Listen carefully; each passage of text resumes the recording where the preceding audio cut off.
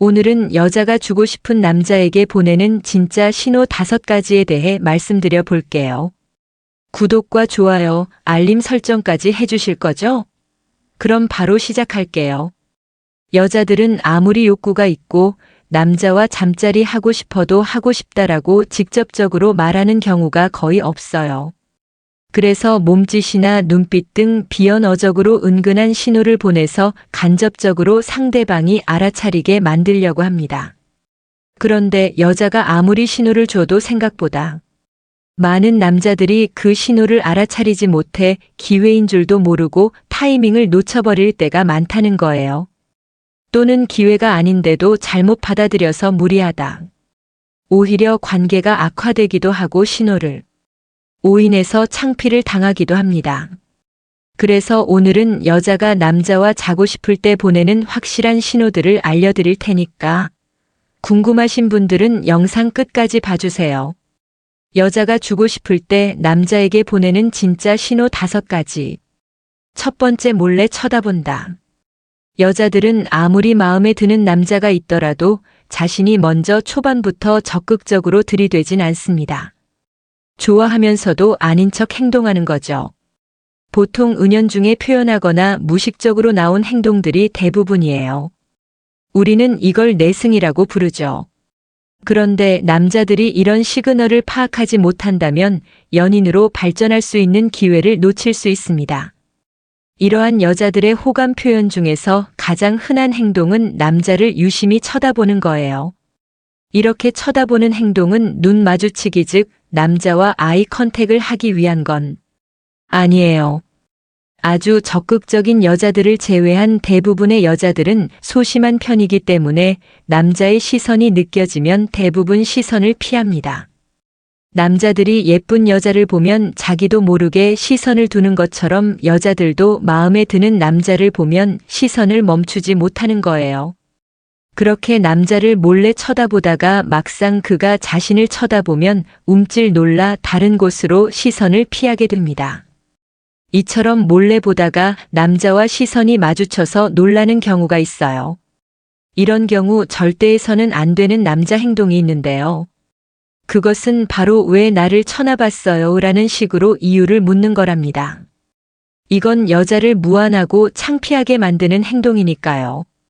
많은 남자들은 여자의 입장을 고려하지 않고 직접적으로 확인하는 경향이 있는데요.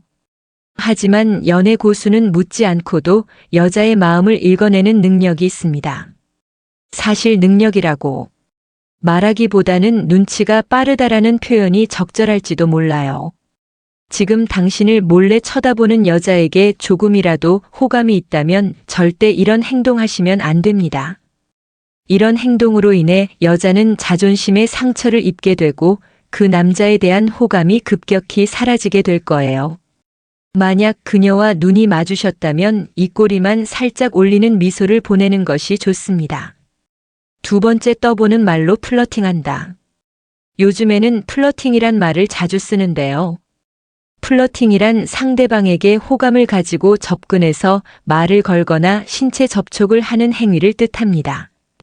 쉽게 말해 상대방에게 호감을 표현하고 관심을 끌기 위해 사용하는 비언어적인 행동이나 말의 조합을 통틀하는 편이죠. 예전에는 플러팅 대신 집적되다, 들이대다, 꽂히다다, 유혹하다, 희롱하다 등의 표현을 썼는데 말이죠. 그럼 주로 사용하는 대표적인 플러팅 멘트는 무엇일까요? 그것은 바로 우리 집에서 라면 먹고 갈래입니다. 하지만 이건 드라마나 영화 등 너무 많은 사람들에게 알려져서 우리 고양이나 강아지 보고 갈래, 영어 보고 갈래, 차 한잔하고 갈래라는 멘트를 사용하기도 하죠. 이런 멘트를 사용하면 상대방과 자고 싶다는 노골적인 의도를 숨기면서 명분이 생기기 때문에 실제로 매우 효과적입니다. 여자가 아무리 오늘 남자와 자고 싶다는 생각을 했더라도 명분이 없으면 갑자기 태도가 돌변해서 오빠 왜 이래? 취했어? 라고 말하면 발을 뺄 수 있기 때문이죠. 모든 여자들은 아무리 본인이 잠자리를 원하고 있다 하더라도 남자가 명분을 주지 않으면 몸은 열살이 허락해주지 않는 경우가 많습니다. 여자들은 남자가 자신을 쉬운 여자라고 생각하지도 모른다는 불안감을 갖고 있고 잠자리 후 남자의 태도가 돌변할까 봐 걱정되기 때문이에요. 남자에게 이용당하니 버려질까? 두려운 거죠. 그래서 잠자리를 하기까지 남자보다 훨씬 더 신중하게 행동합니다. 결국 여자가 원하는 그림은 여자인 나는 쉬운 여자가 아닌데 남자에게 설득당해서 어쩔 수 없이 잠자리를 했다는 그 명분을 얻고 싶은 거예요. 그래서 나랑 할래라는 직접적인 말 대신 우리 집에서 라면 먹고 갈래라거나 우리 집 강아지 정말 귀여운데 보고 갈래와 같은 멘트가 더 잘 먹히는 이유는 이런 멘트들이 여자들에게 나는이 남자와 자라가는 게 아니야. 그냥 배고프니까 라면 먹고 갈 뿐이야 라는 식으로 명분을 제공해 주기 때문인 거예요. 남자들 입장에서는 고작 저 얄팍한 명분이 뭐가 중요한가 싶겠지만 말이죠. 그래서 남자들 대부분이 한 번쯤은 해보셨을 멘트. 오빠 믿지? 손만 잡고 잘게라는 얄팍한 명분 하나가 여자들에게는 나는 쉬운 여자가 아닌데 오빠한테 속아서 어쩌단 보니 자버린 거다라는 든든한 자기 합리화를 해줄 수 있다는 거예요. 그런데 요즘엔 라면 먹고 갈래라는 말보다는 넷플릭스 볼까로 오늘 밤 있고 싶다는 말을 대신합니다. 함께 넷플릭스를 보자는 말로 상대방을 집 안으로 들어오게 했다면 절반 이상은 성공입니다. 이럴 때는 영화 선정이 중요한데요. 클래식하게 공포 영화를 보며 그의 품에 안겨도 좋고 그동안 혼자 은밀히 봐왔던 19금 영화를 함께 보면서 두 사람만의 영화를 찍어보는 것도 좋겠죠. 그와의 색다른 밤을 위한 수단일 뿐 넷플릭스에 두 사람 모두 흠뻑 빠져버리면 안 되니까 말이죠. 그렇다고 너무 지루하고 철학적인 영화도 지양해야 합니다. 함께 보내는 시간이 통으로 지루하게 느껴질 수 있거든요. 호로로 시작해서 에로를 찍어보거나 에로 시작해서 에로 끝내는 것을 추천드립니다. 평소 좋아하는 남자와 진도를 나가지 못해 애태우는 여성분들이 있다면 오늘 밤 그에게 이렇게 말해보세요. 오늘 우리 집에서 넷플릭스 볼까라고 말이죠. 세 번째, 성적 농담을 한다. 성적 농담은 매우 예민한 주제이기 때문에 함부로 꺼내면 오히려 역효과가 나곤 합니다. 그래서 어느 정도 서로 호감을 느끼고 좋은 감정이 있을 때 이런 대화로 장난도 치고 이야기도 할 수 있어요. 그러니까 처음 만난 이성과 성적 농담을 할 수도 해서도 안 된다는 거죠. 여자가 남자에게 성적 농담을 하거나 남자가 여자에게 성적 농담을 했을 때 거부감을 표현하지 않는다면 상당히 긍정적인 신호라고 볼 수 있습니다.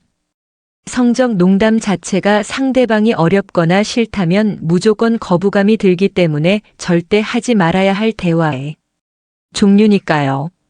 그런데 여러분이 호감을 느끼는 여자가 이런 성적 농담을 걸어온다면 그냥 장난이나 농담으로만 받아들이지 마시고 잠자리 신호인지 아닌지 한번 생각해 보세요.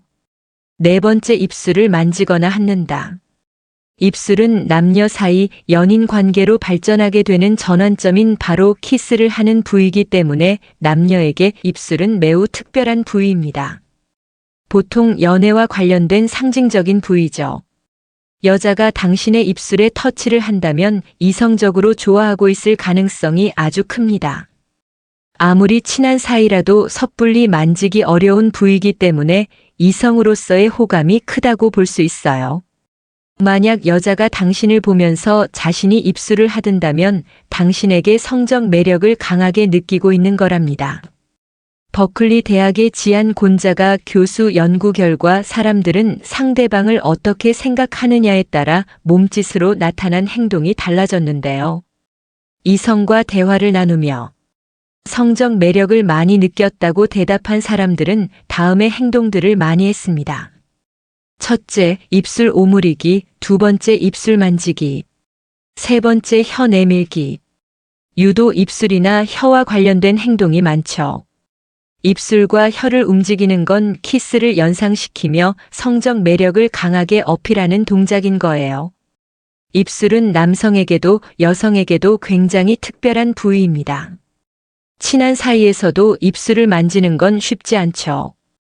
영화나 드라마에서 입술에 붙은 음식을 떼어주는 장면 보신 적 있으시죠? 그런 장면 괜히 많이 나온 게 아니에요. 여자 주인공과 남자 주인공의 친밀도를 입술을 만지는 모습을 통해 보여주는 겁니다. 그냥 입에 뭔가 묻었다고 말해주면 될 텐데 말이죠. 이러면 검지를 입에 대는 행동도 마찬가지예요. 자기 입술에 대고 말해도 되는데 굳이 상대방의 입술에 터치를 한다면 당신을 좋아하고 있을 가능성이 높습니다. 5번째, 허벅지를 만진다. 여자가 남자의 다리를 만진다는 건 매우 강력한 허관 표시입니다. 다리 중에서도 특히 허벅지 안쪽은 은밀한 그곳과 가까운 부분이기 때문에 아주 예민한 부위라서 일반 여성이 만지기 쉽지 않은 부위죠. 만약 여성이 남자의 허벅지를 문지르거나 터치를 한다면 단순한 호감을 넘어 성적으로 어필하고 있는 거예요. 즉 허벅지를 터치하는 여성은 의심할 여지 없이 나에게 허감이 있고 지금 나를 유혹하고 있다고 생각하셔도 됩니다. 허벅지를 터치한다는 의미는 당신이 마음에 들었다. 당신과 육체적 관계를 맺고 싶다. 또는 당신에게 그런 기분이 들게 하려는 겁니다. 여자가 당신에게 이런 스킨십을 한다면 당신을 좋아하고 더 깊은 관계가 되고 싶다는 뜻이니까 당신도 그녀를 좋아한다면 적극적으로 반응해 주세요. 진심으로 당신을 좋아하고 좋아하는 감정 이상으로 육체적인 교류까지 원할 때 여자가 은밀하게 스킨십하는 곳이 바로 허벅지입니다. 만약 여자가 당신의 허벅지를 터치한다면 당신도 자연스럽게 그녀의 허벅지에 손을 올려놓아 보세요. 여자가 거부 반응을 보이지 않는다면 오늘 밤의 능력을 보여줘야 할지도 모른답니다. 그런데 여기서 주의하실 점이 있는데요. 평상시 교류가 없던 여자가 이런 터치를 해온다면 여자의 목인 성적 매력을 사용해서 당신을 이용하거나 당신에게 필요한 것을 얻어내려고 하는 행동일 수 있으니까 조심해야 합니다. 특히 중년 여자들 중에서 돈을 목적으로 이런 식으로 접근한 사람들이 있으니까 주의하셔야 돼요. 지금까지 여자가 주고 싶을 때 남자에게 보내는 진짜 신호 5가지에 대해 말씀드렸어요. 다시 한번 요약해드리면 여자가 주고 싶을 때 남자에게 보내는 신호 5가지. 첫 번째, 몰래 쳐다본다. 두 번째, 떠보는 말로 플러팅을 한다. 세 번째, 성적 농담을 한다. 네 번째, 입술을 만지거나 핥는다. 5번째, 허벅지를 만진다. 다음엔 더 재밌고 유익한 영상으로 찾아뵐게요. 끝까지 시청해 주셔서 감사합니다. 다음에 또 봬요. 안녕. 인생의 파트너 선정하는 방법. 삶을 살아가면서 내려야 할 가장 어려운 결정 중에 하나가 바로 인생을 함께하고 싶은 파트너를 선정하는 것이다. 사랑하는 사람과 함께 인생을 살아가는 것은 보람차고 기쁜 일이지만 올바른 파트너를 찾는 것이 매우 어렵다. 이 과정은 당신뿐만이 아니라 대부분의 사람들이 거쳐야 하는 삶의 과정이기도 하다. 미국의 경우 미혼 인구 중 결혼을 희망하지 않는 사람 수가 고작 미국 전체 인구의 5%에 해당한다고 하니 미래 파트너의 현실적인 모습을 그려보고 이 사람을 찾도록 노력해보자. 그리고 당신에게 맞는 파트너를 찾았다면 관계에 충실히 임해서 사랑하는 사람과 남은 인생을 함께 공유해 나가도록 해보자. 파트 1 우선순위 설정하기. 1. 자녀를 희망하는지 생각해보기. 이 결정은 아마도 파트너와 내려야 할 가장 중요한 결정일 가능성이 크다. 그럼에도 불구하고 굉장히 많은 커플들이 인생의 파트너와 삶을 시작하기 전에 이 부분에 대해 충분히 논의하지 않는다. 자녀를 갖는 것이 삶의 가장 보람찬 부분이라고 많은 이들이 말하지만 굉장한 책임감과 경제적 부담감이 따르기도 한다. 최소 18년 이상 자녀를 직접적으로 돌봐야 하기도 하니 가볍게 생각해서는 안 될 사안이다. 미국의 경우 대부분의 사람들이 자녀를 희망한다고 하지만 당신의 파트너가 당연하게 자녀를 원할 것이라고 기대하지 말자. A. 당신의 문화와 종교가 당신에게 얼마나 중요한 부분을 차지하는지 생각해보기. 문화적 그리고 종교적 전통이 삶의 큰 부분을 차지하는 사람들이 있는 반면 일부 사람들은 특정한 종교적 견해가 없고 문화와 전통에 크게 영향을 받지 않기도 한다. 두 부류 모두 양립할 수 있긴 하지만 일부 사람들은 매우 다른 견해를 가지고 있는 사람을 장기적인 파트너 상대로 고려하지 않기도 한다. 한 사람에게 많은 투자를 하기 이전에 종교나 문화적인 부분들이 파트너 삶에 얼마나 중요한지 살펴보도록 하자. 인종, 종교, 문화의 차이를 가진 사람들도 행복한 삶을 꾸리는 완벽한 커플이 될 수 있다. 최근 미국에서는 타인종 사이의 연애가 예전보다 더 흔해지고 있다. 3. 돈을 어떻게 지출할 것인지 결정하기. 돈은 얘기 나누기 조금 불편한 주제이긴 하지만 서로가 같은 경제관을 지니고 있는지 논의해 보는 것이 매우 중요하다. 때론 돈이 커플의 인생의 경로를 결정하는 중요한 요소가 되기도 한다. 예를 들어 얼마나 많은 시간 동안 서로가 일을 해야 할지, 어떤 종류의 직업, 라이프 스타일을 선택해야 할지 등등 삶의 여러 부분이 달라질 수 있다. 그렇기 때문에 오랫동안 관계를 유지해 나가기 위해서 돈의 저축, 지출 방법과 계획에 대해 솔직하게 대화하는 것이 매우 중요하다. 20대 후반과 30대 초반에 세계를 여행하고 싶은 사람과 20대 후반과 30대 초반에 성공적인 커리어를 쌓아 집을 마련하고자 하는 사람이 커플이 된다면 아마도 서로의 의견 차이를 좁혀 나가기 어려울 것이다. 4. 파트너가 당신 가족들 사이에서 어떤 역할을 해주었으면 하는지에 대해 생각해보자. 반대의 경우도 가족들은 우리의 가치관과 생활 방식에 큰 영향을 미친다. 파트너와 인생을 함께하기로 결정하기 이전에 당신의 가족들과 잘 들어맞는지 살펴보는 과정은 필수다. 당신의 파트너가 당신의 자녀와의 관계에서의 역할, 더 나아가 당신의 부모님, 남매 사촌 사이에서는 어떤 역할을 해주었으면 하는지에 대해 생각해보자. 반대로 당신의 파트너도 당신이 맡아주었으면 하는 역할에 대해 당신과 대화할 수 있어야 한다. 예를 들어 자녀를 가진 일부 커플들에겐 부모 한 명이 풀타임 아이를 돌보는 역할을 하는 것이 중요하지만 다른 커플들에겐 유모나 다른 사람들이 아이를 돌보는 것도 괜찮을 수 있다. 비슷한 예시로 일부 커플들은 부모님과 가깝게 살아 자주 부모님을 방문하는 것이 중요하지만 다른 커플들에게는 독립적인 공간을 확보하는 것이 더 중요할 수도 있다. 5. 어떤 라이프 스타일을 희망하는지 결정하기. 매우 중요한 부분으로 상대방의 라이프 스타일은 서로 충분한 시간을 함께 하다 보면 꽤 명확해진다. 당신과 파트너가 여가 시간을 보내는 방법, 친구들과 함께하는 방법, 그리고 물질적인 것에 소비하는 방법이 비슷해야만 한다. 파트너의 생각에 모두 동의할 필요는 없지만 중대한 부분에선 서로 다른 견해를 보이지 않는 것이 좋다. 예를 들어 월요일 밤에 프로레슬링을 보고 싶어 하는 사람이 동시간대에 하는 다큐멘터리를 보고 싶어 하는 사람과 사귀고 있다면 이 커플은 분명 해결해야 할 과제가 있다.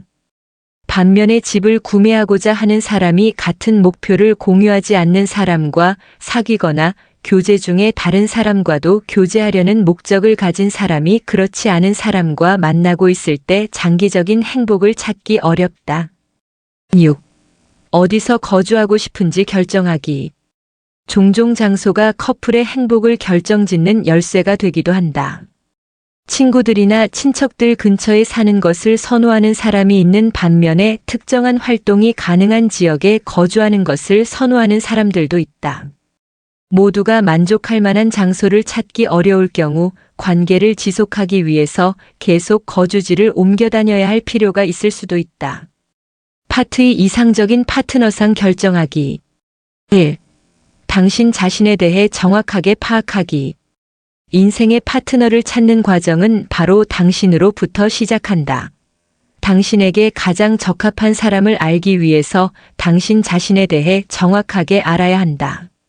어떤 것을 좋아하고 싫어하고 또 잘하는 것은 무엇인지, 잘하지 못하는 것은 무엇인지 파악해보자. 당신이 삶에서 무엇을 원하는지, 그리고 파트너로부터는 어떤 것을 기대하는지에 대해서도 생각해보자. 자신을 솔직하고 현실적으로 바라보자. 당신을 파악하는데 어려움을 겪고 있을 땐 주변 친한 친구들에게 도움을 요청해본다. 가장 중요한 것은 당신의 단점까지도 포함해서 당신 자신을 사랑하는 것이다. 자신을 사랑하지 않고서 다른 사람이 당신을 사랑해주길 기대할 수 없다. 자신에 대한 부정적인 견해를 가진 상태에서 평생 지속될 수 있는 관계를 찾는 중이라면 자신에게도 해가 될 뿐 아니라 가까운 사람들에게도 상처를 줄 수 있으니 가장 먼저 이 문제부터 해결해 보도록 하자. 어디에서 거주하고 싶은가? 직장 생활을 희망하는가? 혹은 가정을 돌보기를 원하는가? 두 가지 다 해당되는가? 서로에게만 충실한 관계를 원하는가? 죽기 전에 성취하고 싶은 것이 무엇인가? 어떤 라이프 스타일을 갖기를 희망하는가? 3. 이전 관계들을 통해 배운 경험을 살펴보기. 파트너로부터 원하는 것이 확실치 않거나 어떤 삶을 원하는지 잘 모를 때 이전에 만났던 사람들과의 관계를 생각해보자. 확고하게 혹은 무의식 중에 내렸던 결정들을 떠올려 보면 미래 파트너로부터 어떤 면들을 원하는지, 더 나아가서 장기적인 관계를 지속시키기 위해서 당신이 노력해야 할 점들이 더 명확해진다. 예전 관계들을 돌이켜볼 때 아래 질문들의 답을 찾아보자. 파트너의 어떤 점이 마음에 들었는가? 파트너와 어떤 활동을 할 때 가장 즐거웠는가? 파트너와 어떤 사안을 두고 의견의 불일치를 보였는가? 파트너의 어떤 점을 비판하곤 했는가? 당신의 파트너는 당신의 어떤 점에 대해 비판했는가? 어떤 이유로 관계가 끝이 났는가? 4. 관계 초반에 많은 질문 던지기. 새로운 사람을 만나고 사귀기 시작할 때 서로에 대해 많이 대화해보자. 파트너로부터 원하는 점은 무엇인지, 인생의 목표가 무엇인지, 어떤 장기적인 계획을 가지고 있는지 상대방에게 물어보자. 파트너의 윤리관, 관심사, 정신세계관, 그리고 식습관조차도 궁합에 큰 영향을 주기 때문에 질문하는 것을 두려워하지 않도록 한다. 라이프 스타일 전반에 걸친 질문들을 던져보자. 예를 들어 그들이 담배, 음주 혹은 약물을 투여하는지 물어보자. 그들의 최악의 단점은 무엇인지, 그리고 당신의 커리어를 변경하거나 진급을 앞둔 상황에서 그들이 당신의 후원자가 될 수 있을지 확인해보자. 이러한 질문들은 데이트 첫날 묻기에는 적합하지 않을 수 있다는 점을 밝히고자 한다. 아주 이른 단계에서 이런 개인적인 질문을 던지면 오히려 상대방과의 관계가 심하게 틀어질 수 있다. 하지만 사귀기 시작한 후 6개월 안에 상위 질문들의 답을 얻는 것이 중요하다. 파트 3 관계가 지속되도록 노력하기. 1. 많은 기대하지 않기. 관계를 유지하기 위해 노력하는 중이라면 상대방이 자신이 아닌 다른 모습으로 행동하길 기대하지 말자. 중대한 사안에 대해 타협하거나 상대 파트너를 따라 의견이 바뀌기도 하지만 거의 대부분의 사람들이 오랜 기간 동안 자신의 생각을 쉽게 바꾸지 않는다. 당신의 파트너가 다른 모습을 보이거나 그들에게 부족한 자질이 그들에게 생길지도 모른다는 환상은 꿈꾸지 말자. 또한 파트너가 중대한 사안에 대해 당신의 요구를 들어주고 그들의 생각을 바꿀 것이라는 기대는 하지 않도록 한다. 예를 들어 파트너에게 정중하게 쓰레기를 내다 버려달라고 요청하는 것은 충분히 타협할 수 있는 사안이니 괜찮다. 하지만 갑작스럽게 준비되지 않은 파트너에게 아이를 함께 갖자고 요청하는 것은 쉽게 되돌릴 수 없는 신중한 결정이므로 옳지 않다. A. 당신 자신에 대해 솔직하기.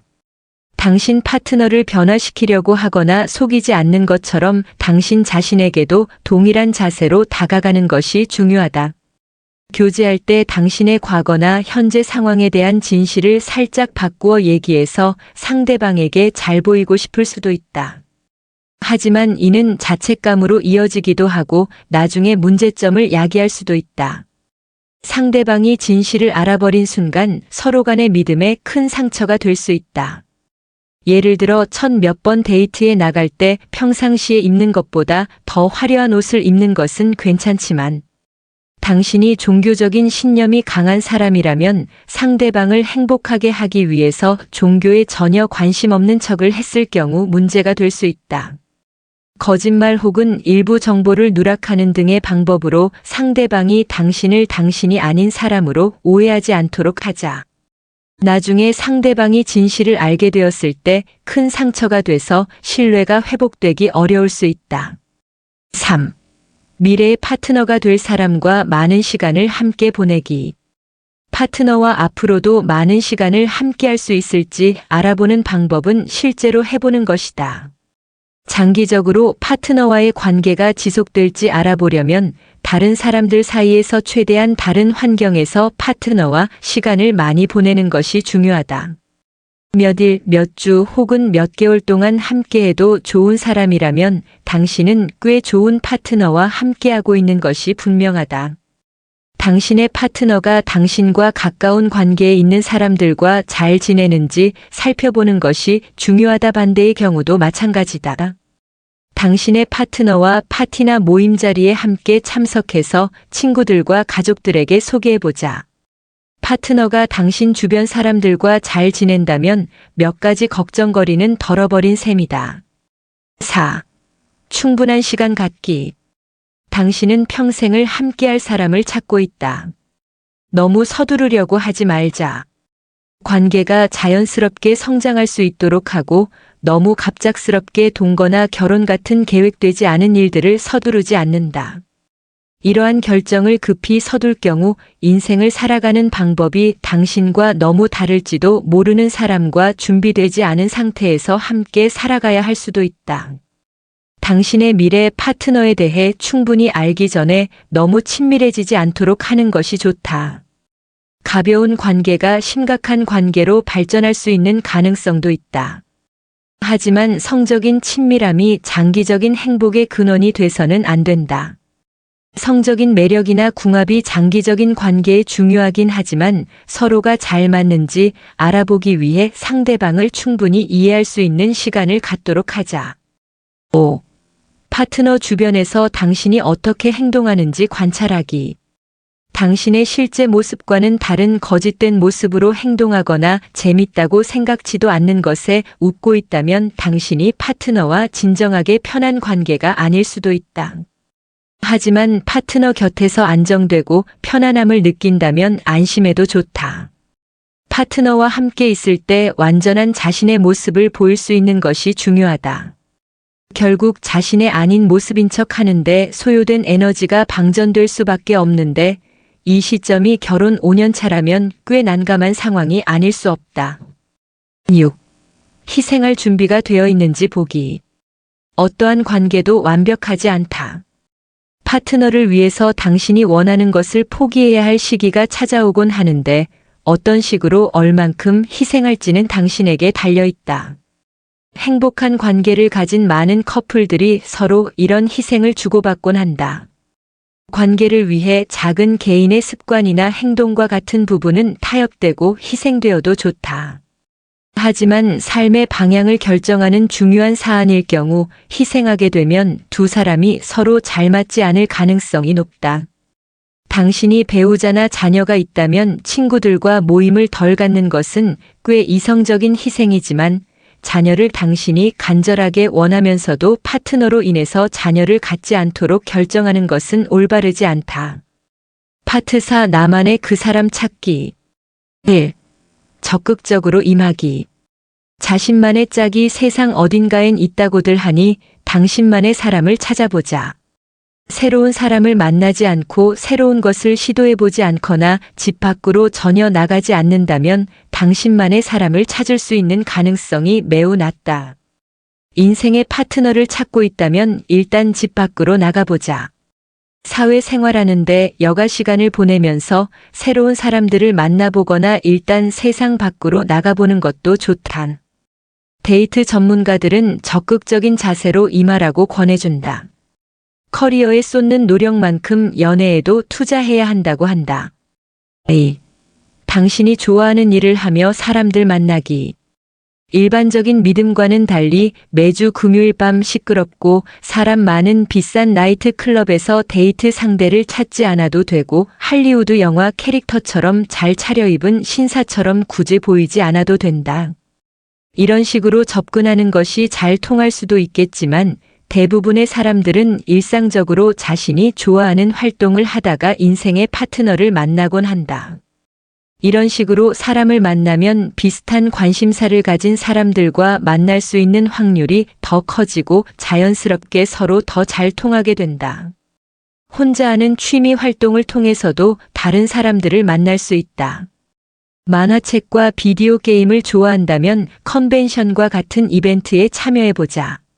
그림을 좋아한다면 전시회에 가보고 글 쓰는 것을 좋아한다면 작가 워크숍에 참여해보자. 취미, 관심사에 관계없이 흥미진진한 행사들이 많으니 바로 검색해보자. 3. 자신의 그대로의 모습 보이기. 평생을 함께할 사람을 찾기 위해 당신과 파트너 모두 자신에 대해 솔직한 모습을 보이는 것이 좋다. 많은 사람들이 상대방을 잘 알기 전까지 자신 그대로의 모습을 보이지 않곤 하는데 상대방과의 관계를 시작한 첫 단계부터 데이트 신청, 파트너에게 헌신하는 단계를 거쳐가는 동안 솔직한 자신의 모습을 보이도록 노력해보자. 파트너가 만들어진 당신의 모습이 아닌 당신 그대로의 모습과 사랑에 빠질 수 있는 기회를 일찍부터 주도록 해보자. 4. 두려워하지 않기. 인생의 파트너를 찾는 여정이 험난해 보일 수 있다. 특히 최근에 누군가를 만나본 적이 없다면 당신에게 완벽한 사람을 만날 가능성이 거의 없다고 느껴질 수도 있을 것이다. 하지만 희망을 잃지 말고 절대 당신만의 짝을 만날 수 없을 것 같다는 두려움은 버리자. 전 세계 많은 사람들이 당신이 현재 겪고 있는 것처럼 비슷한 어려운 시기를 겪는다.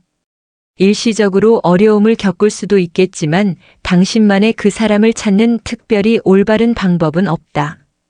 그러니 다른 사람 혹은 다른 커플과 자신을 비교하며 당신을 평가하지 말자. 부정적인 생각으로 낙담하지 말고 자신감, 당당함 그리고 지속적인 노력을 통해 당신만의 그 사람을 찾는 여정을 계속해보자. 자신감은 당신을 배로 더 섹시하게 보이도록 해준다. 당당한 자신감으로 미래의 파트너에게 당신의 매력을 무한히 발산하자. 데이트 자리에서 더 자신감 있는 모습을 보일수록 당신도 더 편안함을 느낄 수 있고 당신이 더 즐거운 시간을 보낼수록 다음 데이트 자리에서도 자신감이 향상될 수 있다.